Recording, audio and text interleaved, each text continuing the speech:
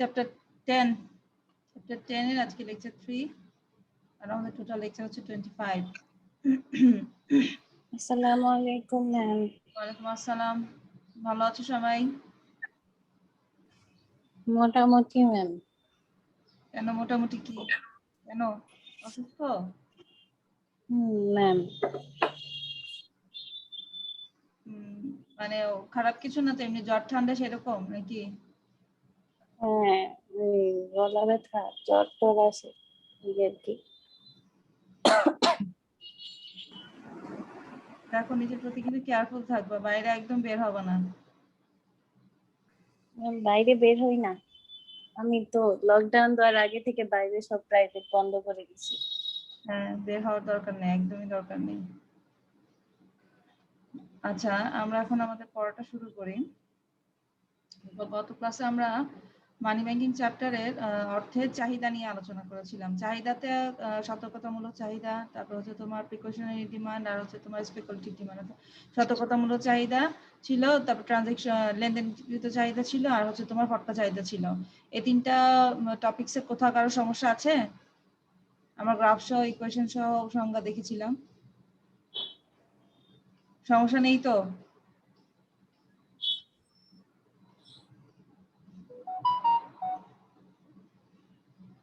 আচ্ছা, তাহলে আমরা আমাদের আজকে আমরা পড়বো হচ্ছে মুদ্রার যোগান, মুদ্রার পরিমাণ তত্ত্ব, আর হচ্ছে তোমার অর্থের ফিশারের বিনিময় তত্ত্ব। হ্যাঁ, মুদ্রার যোগান, অর্থের পরিমাণ তত্ত্ব, ফিশারের বিনিময় সমীকরণের ব্যবহার, এই তিনটা জিনিস আজকে আমরা এখানে দেখবো। তো প্রথম গত ক্লাসে আমরা মুদ্রার চাহিদা দেখেছি, আজকে আমরা দেখবো যে মুদ্রার যোগান। মুদ্রার যোগানগুলো কি কি জিনিসের উপর ডিপেন্ড করে, কিভাবে আমরা মুদ্রার যোগানটাকে বের করতে পারি, হ্যাঁ, বা মুদ্রার যোগান বলতে কি বোঝায়। মুদ্রা যোগান বলতে আমরা বুঝবো যে একটা নির্দিষ্ট সময়ে প্রচলিত সকল প্রকার বিহিত মুদ্রা সমষ্টিকে অর্থের যোগান বলে। বিহিত মুদ্রা কোনগুলো? যেগুলো আমাদের হাতে ক্যাশ মানি থাকে, বা এটাকে যদি আমরা ধাতব মুদ্রা বা কাগজি মুদ্রা যেটা আছে সেটাকে আমরা সাধারণত বলে থাকি বিহিত মুদ্রা। দেখো বলা হয়েছে যে এক্ষেত্রে বিহিত মুদ্রা বলতে কাগজি নোট ও ধাতব মুদ্রাকে বোঝানো হয়, অর্থাৎ সরকার ও কেন্দ্রীয় ব্যাংক কর্তৃক ইস্যুকৃত নোট ও ধাতব মুদ্রার সমষ্টি হলো নির্দিষ্ট সময়ে একটি দেশের অর্থের যোগান। ঠিক আছে, মুদ্রার যোগানের একমাত্র ক্ষমতা হচ্ছে সরকারের কাছ থেকে আসে। অর্থাৎ আমাদের মুদ্রার যোগানের প্রথম যে সংজ্ঞাটা আমরা পেলাম সেটা হচ্ছে তোমার যে পরিমাণ কাগজি নোট এবং ধাতব মুদ্রা আমাদের জনগণের হাতে থাকে সেটাকে আমরা সাধারণত বলে থাকি অর্থের যোগান।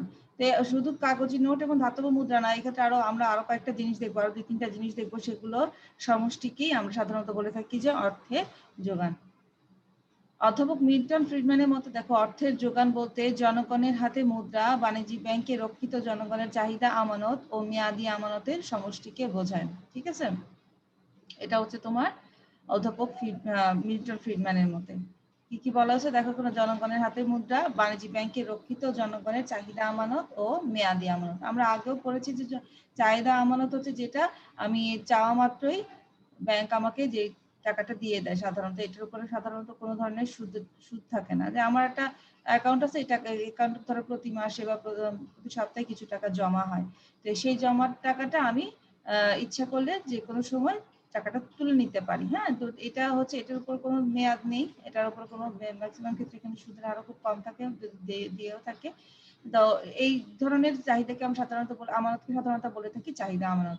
আর মেয়াদি আমানত কোনটা? মেয়াদি আমানত হচ্ছে যে আমরা 5 বছর 10 বছর মেয়াদে কোনো যদি ফিক্সড ডিপোজিট করে থাকি যে 5 বছর পরে তুলবো বা 10 বছর পরে তুলবো, এই ধরনের আমানতকে আমরা সাধারণত বলে থাকি মেয়াদি আমানত। হ্যাঁ, তো এক্ষেত্রে মিল্টন ফ্রিডম্যান বলছে যে শুধু জনগণের হাতের মুদ্রা না, বাণিজ্যিক ব্যাংকে রক্ষিত আমার চাহিদা আমানত এবং মেয়াদি আমানতের সমষ্টিটাও আমরা বলে থাকবো যে অর্থের যোগান। ঠিক আছে, এখন এগুলোকে আমরা ইকুয়েশনালি দেখবো।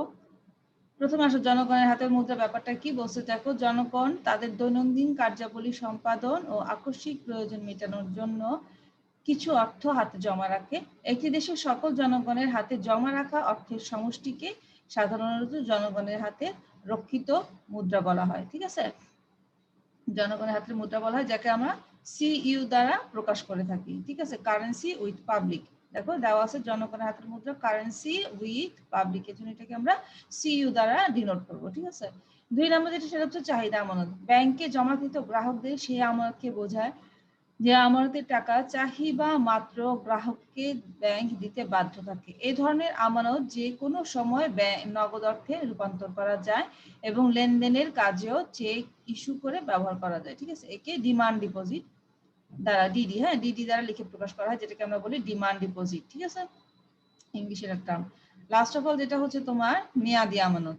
নির্দিষ্ট সময় অতিক্রান্ত হওয়ার পূর্বে যে টাকা ওঠানো যায় না তাকে বলা হয় মেয়াদি আমানত। যদি তুমি টাকাটা তুলতেও যাও তাহলে সেক্ষেত্রে মূল টাকা থেকে কিছু টাকা ব্যাংক কেটে রেখে দেয়। ঠিক আছে? এটি বিস্তৃত অর্থে উপাদান হিসেবে কাজ করে। এটি টাইম ডিপোজিট টিডি দ্বারা লিখে প্রকাশ করা হয়। দেখো এখানে লেখা আছে টাইম ডিপোজিট, অর্থাৎ জনগণের হাতের মুদ্রা, চাহিদা আমানত, মেয়াদি আমানত, এই তিনটা সমষ্টিকেই আমরা বলে থাকি সাধারণত অর্থে সরবরাহের মূল উপাদান। এছাড়া আমরা বন্ড, ঋণপত্র, চেক, এগুলো সমষ্টিটাও হবে তোমার অর্থে যোগানের উপাদান। ঠিক আছে? তো এগুলো সবগুলোর সমষ্টিটাকে আমরা সাধারণত বলে থাকবো যে অর্থে যোগান। জনগণের হাতের মুদ্রা, চাহিদা আমানত, মেয়াদি আমানত, চেক, ঋণপত্র, এগুলোকে সাধারণত আমরা বলে থাকি যে অর্থের যোগানের উপাদান। ঠিক আছে?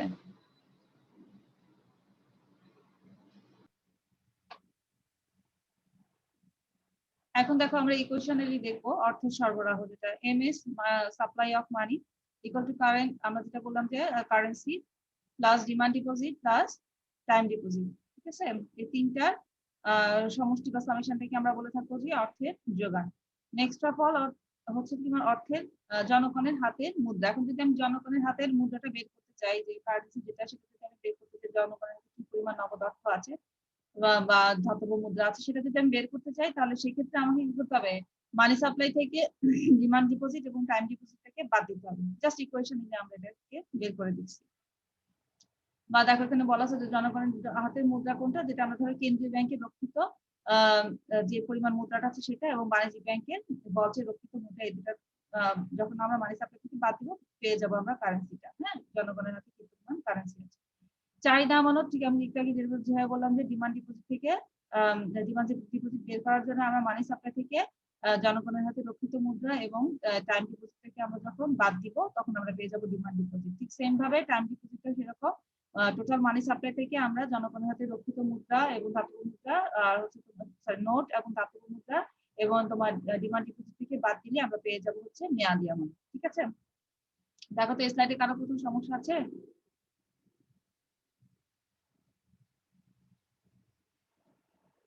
কারো কোথাও সমস্যা আছে এই স্লাইডে? না ম্যাম, ম্যাম আরেকবার পড়লে বাসায় হয়ে যাবে। এবার আসো মুদ্রার পরিমাণ তত্ত্ব। মুদ্রার পরিমাণ তত্ত্ব তোমাদের জন্য খুব ইম্পর্টেন্ট একটা টপিক, খুবই ইম্পর্টেন্ট। টিচারের এই তত্ত্বটা থেকে বারবার কোশ্চেন আসছে, এটা খুব একটু মনোযোগ দিয়ে শুনবো এবং খাতা কলম নিয়ে রেডি থাকবো, কারণ এখান থেকে আমরা একটু পরে ইকুয়েশন করবো এবং গ্রাফ করবো। ফিশার 1911 সালে the purchasing power of money, the purchasing power of money, এই বইটার নাম তোমরা একটু মুখস্থ করে ফেলবা, কারণ এটা এমসিকিউতে কোশ্চেনটা আসে যে ফিশারের বিখ্যাত বইয়ের নাম কোনটি? The purchasing power of money. হ্যাঁ, কত সালে প্রকাশিত হয়েছিল? 1911 সালে। গ্রন্থে অর্থের পরিমাণ এবং অর্থের মূল্যের মধ্যে সম্পর্ক ব্যাখ্যা করতে গিয়ে তিনি যে বক্তব্য উপস্থাপন করেছেন তাই ফিশারের অর্থের পরিমাণ তত্ত্ব নামে পরিচিত। দেখো এখানে উনি ওনার যে তত্ত্বটা প্রদান করেছেন অর্থের পরিমাণ তত্ত্ব, সেক্ষেত্রে উনি কিসের উপর ডিপেন্ড করে তার তত্ত্বটা দিয়েছেন, সেটা হচ্ছে অর্থের পরিমাণ এবং অর্থের মূল্য। অর্থের পরিমাণ এবং অর্থের মূল্যের মধ্যে সম্পর্ক ব্যাখ্যা করতে গিয়ে উনি ওনার বক্তব্যটাকে কি করেছেন? উপস্থাপন করেছেন। এখন আসো মূল বক্তব্যটা কি। মূল বক্তব্য হচ্ছে ফিশারের মতে কোন নির্দিষ্ট সময়ে অর্থের প্রচলন গতি এবং বাণিজ্যের পরিমাণ স্থির থাকলে অর্থের পরিমাণের সাথে দাম স্তরের সম্পর্ক সমানুপাতিক হবে। প্রথম জিনিসটা আমরা একটু বুঝি, তারপর নেক্সট লাইনে যাব। অর্থের প্রচলন গতি কাকে বলে? ভেলোসিটি অফ মানি হচ্ছে এক একক অর্থ যতবার হাত বদলাবে সেটাকে বলা হয় velocity of money. Velocity of money অর্থনীতির একটা খুব গুরুত্বপূর্ণ টার্ম। এর মেইন কারণটা হচ্ছে ভেলোসিটি অফ মানি যত বেশি থাকবে অর্থনীতির চাকা তত বেশি ঘুরবে। সেটা কিরকম? যেমন ধরো আমাদের যদি এখন স্বাভাবিক পরিস্থিতি থাকতো তো আমরা প্রত্যেকে কি করতাম? কলেজে যেতাম। প্রত্যেকে মানে প্রত্যেকে না হোক অন্তত আমরা জানি যে এখানে 90% স্টুডেন্ট আমরা কি করতাম? কলেজে যেতাম। আমরা টিচাররা তো 100% অবশ্যই যেতে হতো যদি কোনো পার্সোনাল প্রবলেম না থাকতো। কলেজে যখন যেতে হতো তাহলে সেক্ষেত্রে কেউ কেউ রিক্সা দিয়ে যাবা, কেউ বাস দিয়ে যাবা, কেউ প্রাইভেট কার দিয়ে যাবা। এখন যদি আমি রিক্সা দিয়ে যাই তাহলে ধরো আমার এখান থেকে কলেজে ভাড়া নিল 50 টাকা। 50 টাকা আমি রিক্সাওয়ালাকে দিলাম। 50 টাকা দিয়ে সে কি করলো, 1 কেজি চাল কিনলো। 1 কেজি চাল যার কাছ থেকে কিনলো সেই দোকানদার এই সে চাল বিক্রি করে সে কি করলো, তার প্রয়োজনীয় কোনো একটা ফ্রুটস কিনলো বা তার কোনো প্রয়োজনীয় কোনো দ্রব্য সামগ্রী ক্রয় করলো। অর্থাৎ এই একক অর্থ কতজনের কাছে হাত বদলাচ্ছে। বা আমি যদি এখন কলেজে গিয়ে যদি আমি সিঙ্গারা খেতাম বা একটা তোমার কোনো একটা স্ন্যাক্স খেতাম, তাহলে সেক্ষেত্রে ওই যে স্ন্যাক্স এর দাম বাবদ আমি কি করতাম, ক্যান্টিনকে সেই টাকাটা পে করতাম। ক্যান্টিন আবার সেই টাকাটা দিয়ে অন্য একটা কি করতো, প্রোডাক্ট কিনতো। তো এইভাবে একক অর্থ কতজনের কাছে হাত বদলাচ্ছে সেটাকে আমরা সাধারণত বলে থাকি প্রচলন গতি। তো প্রচলন গতি যত বেশি হবে ইকোনমিক্স এর যে ভ্যারিয়েবল গুলো আছে সেগুলোর সার্কুলেটিং কিন্তু তত বেশি হবে। হ্যাঁ, এখন যেমন ধরো করোনার কারণে আমরা যদি বলি লকডাউন দিবে সামনে, লকডাউন সামনে দেওয়া মানে কি, মানুষের দোকানপাট সব বন্ধ, তারপর হচ্ছে তোমার অফিস আদালত সব বন্ধ, তাহলে সেই যানবাহন বন্ধ। তো যানবাহন যদি সবকিছু যদি তো বন্ধ থাকে তাহলে সেক্ষেত্রে কি হবে, অর্থের তো কোনো সার্কুলেট হবে না, অর্থের তো কোনো কি হবে, প্রচলন গতিটা থাকবে না। যার কাছে যতটুকু অর্থ আছে সে তা নিয়েই কি থাকবে, বসে থাকবে। তো বসে থাকলে দেখো আমি তাহলে প্রোডাক্ট কিনতেছি না, প্রোডাক্ট বাজারে পড়ে থাকবে, সেটা কি হবে, নষ্ট হবে, প্রোডাক্ট কেনা হচ্ছে না। ব্যবসায়ীদের মধ্যে মুনাফার হতাশা, ব্যবসায়ীদের মধ্যে যদি হতাশার সৃষ্টি হয় তাহলে সে কি তার যেহেতু লস হবে সে তো পরবর্তীকালে কি করবে না, নেক্সট টাইম ঠিক করতে পারবে না, বিনিয়োগ করতে পারবে না। বিনিয়োগ যদি না করে তাহলে সেক্ষেত্রে নতুন লোকের নিয়োগ হবে না, নতুন লোকের যদি নিয়োগ না হয় বা যারা নিয়োজিত আছে ম্যাক্সিমাম কি হবে, আনএমপ্লয়েড হয়ে যাবে, বেকার হয়ে যাবে। তো আনএমপ্লয়েড হয়ে যায় বা নতুন লোকের নিয়োগ যদি না হয় তাহলে সেক্ষেত্রে মানুষের টোটাল ইনকামটা কি হয়ে যাবে, কমে যাবে। ইনকাম যদি কমে যায় মানুষের সামগ্রিক চাহিদা কমবে, সামগ্রিক চাহিদা যদি কমে যায় সেক্ষেত্রে কি হবে, বিনিয়োগ হবে না, বিনিয়োগ হবে না, উৎপাদন হবে না, অর্থাৎ এক্ষেত্রে সব মন্দার দিকে কি হবে, ধাবিত হবে। সেজন্য অর্থের প্রচলন গতি খুব গুরুত্বপূর্ণ একটা টার্ম। তো ফিশারের মতে কোনো নির্দিষ্ট সময়ে অর্থের প্রচলন গতি এবং বাণিজ্যের পরিমাণ যদি স্থির থাকে, অর্থের পরিমাণের সাথে দাম স্তরের সম্পর্ক সমানুপাতিক হবে। অর্থাৎ দাম স্তর যদি বাড়ে, সরি, অর্থের পরিমাণ যদি বাড়ে দাম স্তর বাড়বে। আবার দাম ঠিক আমরা আর অর্থের পরিমাণ যদি কমে যায় তাহলে দাম স্তর কি হয়ে যাবে, কমে যাবে। অর্থের পরিমাণটা কিভাবে বাড়তে পারে, অর্থের পরিমাণ বাড়তে পারে যেমন ধরো যদি সরকার যে নতুন করে একটা পে স্কেল ঘোষণা করলো যে সরকারি কর্মকর্তা কর্মচারীদের বেতন যেমন ধরো বেসিকটা দ্বিগুণ করে দিচ্ছে, তো সেক্ষেত্রে প্রাইভেট সেক্টরে যারা আছে তাদেরও কি করে, অনেক সময় বেতনটা বাড়ায় দেয়, একটা ইনক্রিমেন্ট দিল, একটা বোনাস দিল। হ্যাঁ, তো অর্থের পরিমাণ সেক্ষেত্রে যখন আমার স্যালারিটা বাড়ে, এক্ষেত্রে আমি কি করি, সেটা খরচ করি। হ্যাঁ, তো আমি হয়তো ফ্রেন্ডদেরকে নিয়ে খেতে গেলাম, ফ্যামিলি সহ আমরা কি করলাম, খেতে গেলাম, বা আমি নতুন একটা জামা কাপড় ক্রয় করলাম, বা আমার একটা কি বলে ফ্ল্যাটের জন্য একটা বরাদ্দ দিলাম। হ্যাঁ, এইভাবে কি হয় যে অর্থের পরিমাণটা যদি কখনো বাড়ে, অর্থের পরিমাণ যদি বাড়ে দাম স্তর বাড়ে। দাম স্তর কিভাবে বাড়ে, যে এখন যদি মানুষের বেতন বাড়ে, যে সরকার থেকে নতুন করে পে স্কেল ঘোষণা করার কারণে মানুষের বেতনটা বেড়ে গেছে, বেড়ে যাওয়ার কারণে বাড়িওয়ালারা কি করে, ঘর ভাড়া বাড়ায় দেয়, তাই না, ঘর ভাড়া বাড়ায় দেয়। দোকানদাররাও আমি যদি দোকান থেকে জিনিস কিনতে যাই কারণ তারাও কি করে, যে মানুষের ইনকাম যেহেতু এখন বেশি, তাহলে আমরা কি করি, জিনিসের দামটা বেশি রাখি, জিনিসের দাম কমাবো কেন। তাহলে এই যে অর্থের পরিমাণ যদি বাড়ে দাম স্তর কি হয়ে যাবে, বাড়বে। ঠিক আছে। আর আহ এটাই দাম স্তরটা কি হয়ে যায়, তখন কিন্তু বেড়ে যায়। ঠিক আছে। তখন দ্রব্যের দামের সাথে অর্থের মূল্যের সম্পর্ক হয়ে যাবে বিপরীত, অর্থাৎ অর্থের মূল্যটা কি হবে, নিজস্ব মূল্যটা কি হয়ে যাবে, কমে যাবে। অর্থাৎ যেমন ধরো আমি যে বাসায় আগে 10,000 টাকায় থাকতাম, এখন আমার ইনকাম বেড়ে যাওয়ার কারণে বাড়িওয়ালা 2,000 টাকা বাড়ায় দিল, 12,000 টাকা এখন হলো। আগের 10,000-এর সময় এখন কি হচ্ছে, 12,000 টাকা। তাহলে অর্থের নিজস্ব মূল্যটা কমে গেছে, কিন্তু দাম স্তর বেড়ে গেছে, অর্থের পরিমাণটাও কি হয়ে গেছে, কমে গেছে। এই যে তিনটা জিনিসের মধ্যে যে সম্পর্ক, এটা কি অর্থনীতিবিদ ফিশার তার তত্ত্বে সেটা রিপ্রেজেন্ট করেছে। এখন আসো ফিশারের মূল বক্তব্যে, তোমরা কি বুঝতে পেরেছো নাকি আমি আবার বলবো? ম্যাম আরেকবার বলে দিলে একটু ভালো হয় ম্যাম। আচ্ছা, আমরা প্রথমে অর্থের প্রচলন গতি জিনিসটা বুঝতে পারছো? হুম। এক একক অর্থ যতবার হাত বদলাবে সেটাকে আমরা বলবো অর্থের প্রচলন গতি। বাণিজ্যের পরিমাণ স্থির থাকলে অর্থের পরিমাণের সাথে দাম স্তরের সম্পর্ক সমানুপাতিক। অর্থের পরিমাণ যদি বাড়ে তাহলে দাম স্তর বাড়বে। অর্থের পরিমাণটা আমরা বলি যে অর্থের পরিমাণটা কিরকম, যে অর্থের পরিমাণ অনেক কারণে বাড়তে পারে। যেমন দেশের যদি আমার এখন ধরো সরকার নতুন যে প্রজেক্ট, যে পদ্মা সেতু প্রজেক্টটা নিয়েছে, হ্যাঁ, এখানে কি নতুন লোক এমপ্লয়েড হয়েছে না, অনেক নতুন লোক কিন্তু সেখানে এমপ্লয়েড হয়েছে, ইঞ্জিনিয়ার, লেবার। তারপর আমি যদি ধর র মেটেরিয়ালস এর দিকে তাকাই, যে তোমার সিমেন্ট, ইট, বালি, হ্যাঁ, তারপর হচ্ছে তোমার লোহা, ইস্পাত, অনেকগুলো ক্যাটাগরির জিনিস কিন্তু এখানে কি করছে, সরকারের প্রয়োজন হয়েছে। তো সরকার কি করছে, এগুলো আমার দেশীয় মার্কেট থেকে এগুলো কি নিয়ে নিল, যে ইট, বালি, সিমেন্ট যদি বলি, লেবার, হ্যাঁ, ইঞ্জিনিয়ার, সব দেশীয় প্রোডাক্ট, দেশীয় প্রোডাক্ট গুলো ইউজ করছে। তাহলে দেখো দেশীয় প্রোডাক্টগুলো যদি আমি ইউজ করি, এখন আমি পদ্মা সেতু বানাতে আমার প্রচুর পরিমাণ হিউজ পরিমাণ রডের দরকার, হিউজ পরিমাণ আমার ইট বালি সিমেন্টের দরকার। তাহলে আমি এগুলো যখন আমার সাপ্লাই মানে এগুলো যখন আমার প্রয়োজন হবে, তো আলটিমেটলি তখন কি হবে, এসব সেক্টরে নতুন লোক নিয়োগ হবে না? নতুন লোক যদি নিয়োগ হয় তাদের কি হবে, ইনকাম বাড়বে। ইনকাম যদি বাড়ে মানুষের প্রোডাক্টের দাম বাড়বে, দাম স্তর কি হবে, তখন বেড়ে যাবে। এটাই বলা হচ্ছে যে অর্থের পরিমাণ যদি বাড়ে দাম স্তর বাড়বে, সম্পর্কটা সমানুপাতিক। অর্থের পরিমাণ কমলে দাম স্তর কমবে, সম্পর্কটা সমানুপাতিক। ঠিক আছে। আর যখনই দাম স্তর বাড়তেছে তখনই সেক্ষেত্রে কি হচ্ছে, অর্থের নিজস্ব যে মূল্যটা আছে সেটা কি হয়ে যাবে, কমে যাবে। ধরো এখন যদি জিনিসের বুঝতে দাম পারছি বেড়ে ম্যাম। জিনিসের দাম যদি বেড়ে যায়, আগে আমি 1 কেজি চাল কিনতাম 50 টাকা, এখন আমি কিনতেছি 58 টাকায় 1 কেজি চাল। তাহলে আগের 50 টাকার সমান হচ্ছে এখন 58 টাকার সমান। তাহলে অর্থের নিজস্ব মূল্যটা কি হয়ে গেছে, কমে গেছে।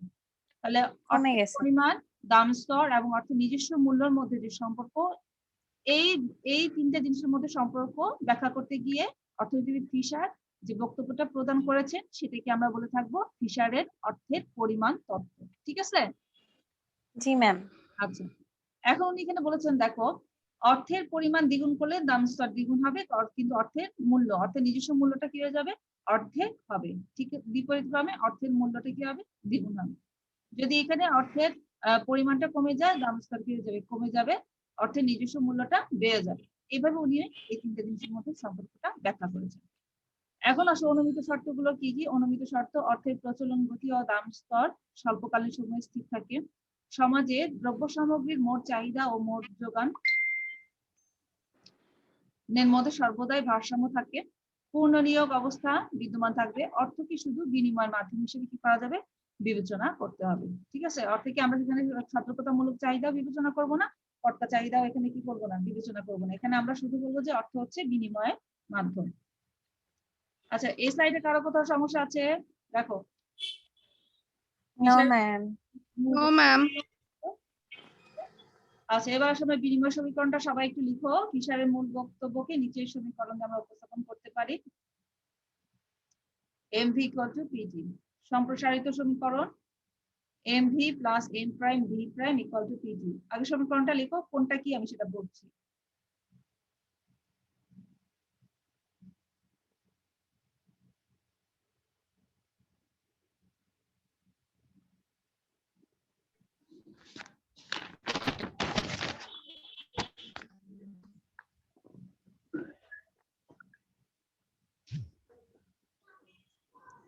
প্রাথমিক সমীকরণ mv ইকুয়াল টু পিটি, সম্প্রসারিত সমীকরণ mv plus m prime v prime equal to pt. লিখেছো সমীকরণ দুটো?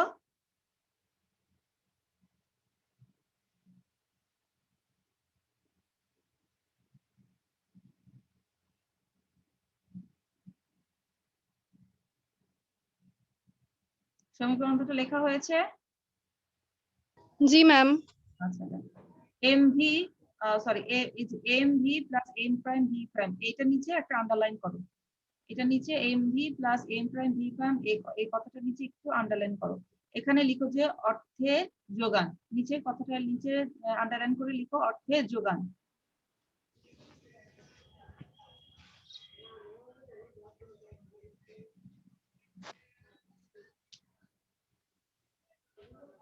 এবং পিটি নিচে আন্ডারলাইন লিখো অর্থের চাহিদা।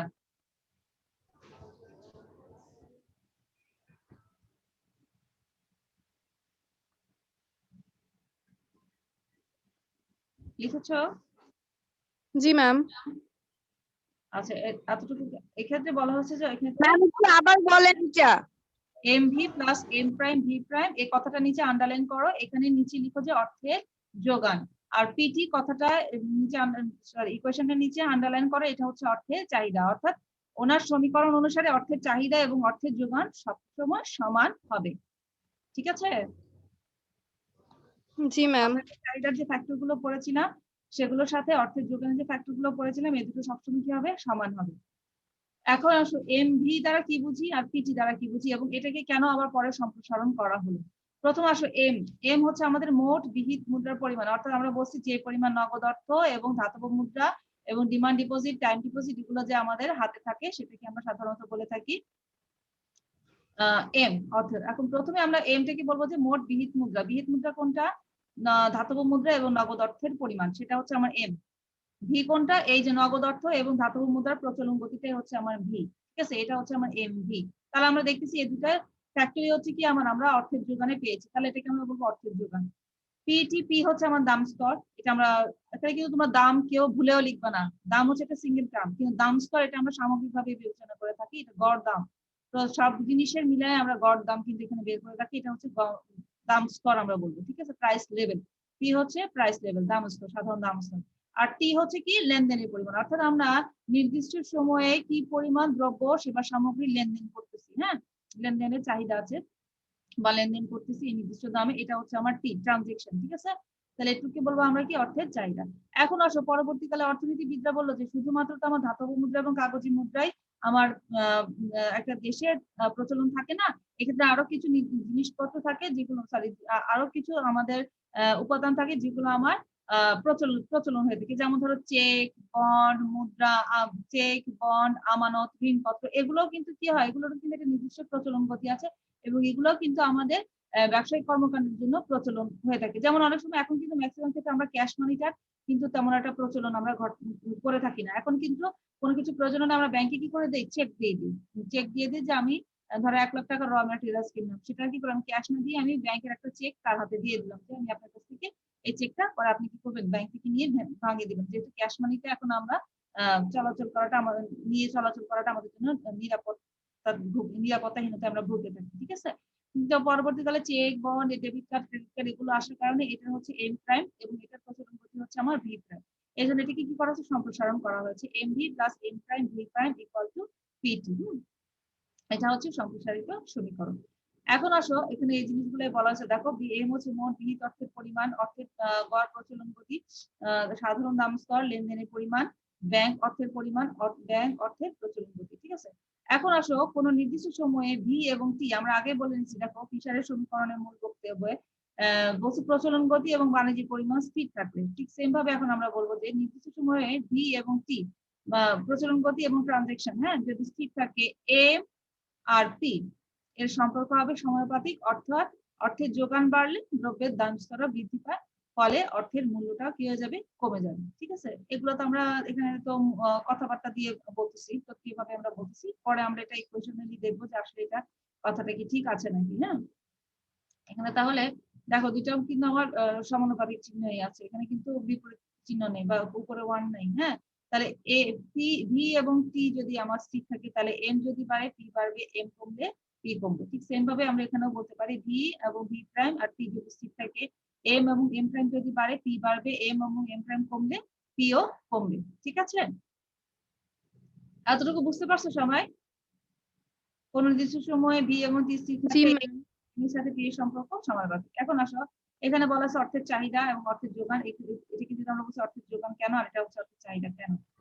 অর্থের চাহিদা, ফিশারের সমীকরণের ডান পক্ষ মূলত অর্থের চাহিদা নির্দেশ করে। আমরা আগেই লিখে নিয়েছি যে এটা হচ্ছে ডান পক্ষটা অর্থের চাহিদা নির্দেশ করে, কেননা লেনদেনকৃত দ্রব্যের পরিমাণকে টি এর পরিমাণ কি মানে ট্রানজেকশনের দাম টি দ্বারা গুণ করলে একটি নির্দিষ্ট সময় অর্থের চাহিদা পাওয়া যায়। আর অর্থের যোগান, ফিশারের সমীকরণের বাম দিক অর্থের যোগান নির্দেশ করে। বাম দিকটা আমরা বলছি আগে অর্থের যোগান নির্দেশ করে, কেননা মোট অর্থের পরিমাণকে এর প্রচলন গতি দ্বারা গুণ করলে মোট অর্থের যোগান পাওয়া যায়। মোট বিহিত মুদ্রা সমাজে কি পরিমাণ হাত বদল হচ্ছে তা থেকে অর্থের মোট যোগানের পরিমাণ জানা যায়। ঠিক আছে, এবার আসলে আমরা এখানে কি দেখলাম? একটা ছক দেখলাম, ছকের মাধ্যমে আমরা এখন দেখবো যে আসলে সেটা কি, আমরা যতক্ষণ যে কিভাবে কথাগুলো বললাম যে সেটা কি আসলে ঠিক আছে নাকি। তো প্রথমে তোমরা এইভাবে ছকটা না লিখে আমি একটু লিখতেছি, তোমরা একটু দেখো।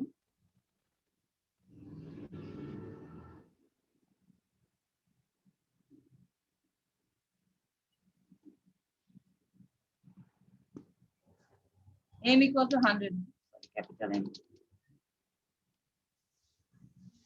M equal to 100, comma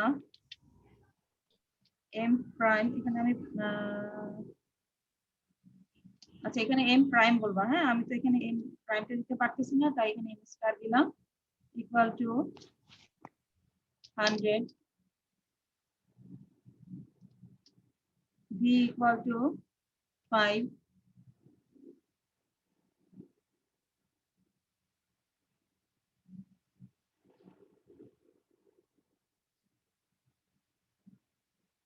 v equal to 5 দেওয়া আছে, v prime of 5 R t হচ্ছে কত 10।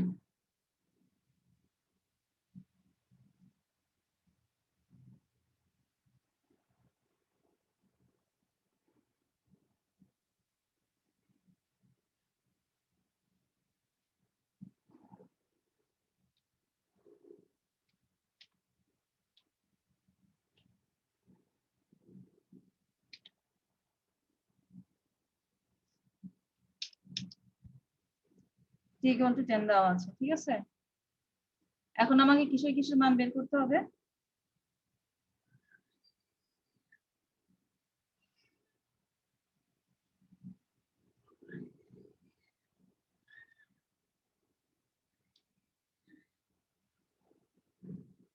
দেখি এখান থেকে p এর মানটা বের করো তো সূত্র অনুসারে।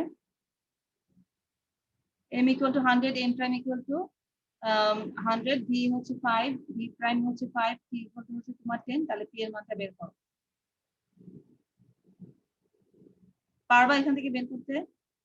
আমরা সাধারণত যখন উদ্দীপকটা দিয়ে থাকি তখন কিন্তু উদ্দীপকে দেওয়া থাকে যে অর্থের যোগান দেওয়া আছে 100, তারপর হচ্ছে তোমার m এর মান যেটা তারপর ব্যাংক প্রকৃত মূল্য বা অন্যান্য ক্ষেত্রে m প্রাইম হচ্ছে তোমার 100, প্রচলন গতি হচ্ছে m এর 5, v প্রাইম হচ্ছে 5, লেনদেন হচ্ছে তোমার 10। সেক্ষেত্রে অর্থের যোগান এবং দাম স্তরের মধ্যে সম্পর্কটা ব্যাখ্যা করো। তাহলে সেক্ষেত্রে কিভাবে ব্যাখ্যা করবো? তাহলে এক্ষেত্রে p ইকুয়াল টু এত দেওয়া আছে, তাহলে আমরা p এর সূত্র অনুসারে কি করে করবো? এটা বলেছো সবাই? জি ম্যাম।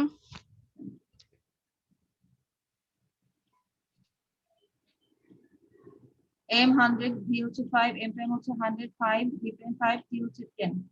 দেখো সূত্রটা তাহলে কি আসবে আমার? পি এর মান 20 আসে, পি এর মান p এর মান 20। 20 আসে কিভাবে?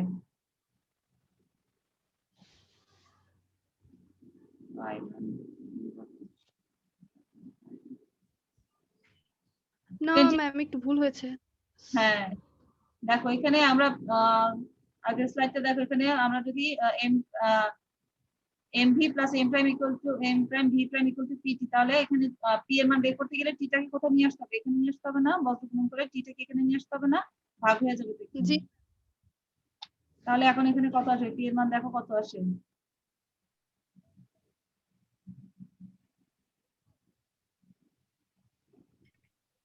ম্যাম 100 আসে না? হ্যাঁ p এর মানটা কত আসছে? 100, ঠিক আছে। 100। জি ম্যাম। হ্যাঁ p এর মানটা যদি আমার 100 আসে, আর আমরা আগেও দেখেছি যে আমরা যখন ভ্যালু অফ মানিটা বের করব, p এর মান কত পেয়েছি আমরা? 100 না?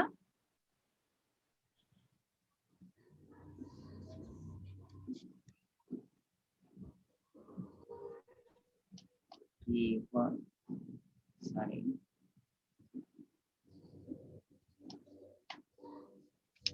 p ইকুয়ালস আমরা 100 পেয়ে গেলাম। তাহলে এখন আমাকে বের করতে হবে কি? ভ্যালু অফ মানি। তাহলে ভ্যালু অফ মানি কত হবে? ভ্যালু অফ মানি সূত্র আমরা জানি কি? 1 by p। Value of money সূত্র জানি আমরা 1 বাই p। তাহলে এখন আসলে আমরা মানটা বসাই। 1 ডিভাইডেড বাই 100 কত আসে দেখো তো? 1 ডিভাইডেড বাই 100 কত আসবে? ম্যাম 0.01। 0.01, ঠিক আছে।